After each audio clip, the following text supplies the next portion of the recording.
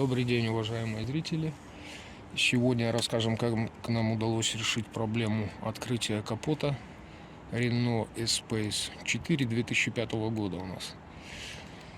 Вот такая проблемка, что-то подклинило, тросик ходил свободно, ручка из салона. Салона проверили, тросик стоял на месте. Вот, и нужно было открыть капот каким-то другим способом. Что мы для этого сделали?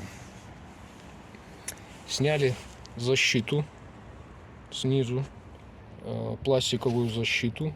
Других вариантов нету. Сразу скажу, что через ноздри, как говорят, вот через эти вот части, к нему не добраться. Там дело в том, что, как вы понимаете, стоит вот туда, если посмотреть, там стоит пластиковая защита, туда руку не просунуть. В данном случае на нашем авто. Сейчас покажем, как сам замок выглядит отсюда изнутри, чтобы было понятно.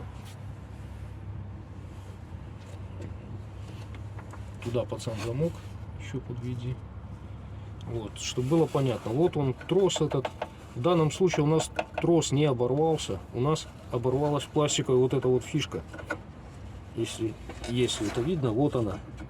И она, кончик ее оборвался, она выскочила с упора, с этого вот зажима, и, соответственно, головка вывалилась вниз. Это мы уже потом обнаружили.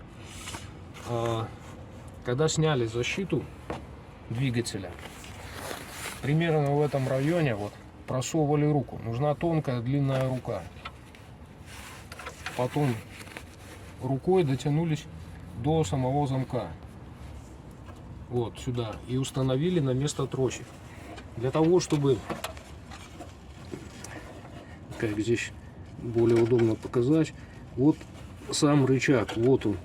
Если видно, пальцем показываю. Вот этот рычаг нужно сдвинуть с места туда. В данном случае мы установили головку, потянули все это из салона, потом и открыли. Но вам нужно потянуть вот за этот рычаг. Не так его просто потянуть. В нашем случае вот так. Надеюсь, всем теперь понятно. Все, всем удачи, подписывайтесь на наш канал.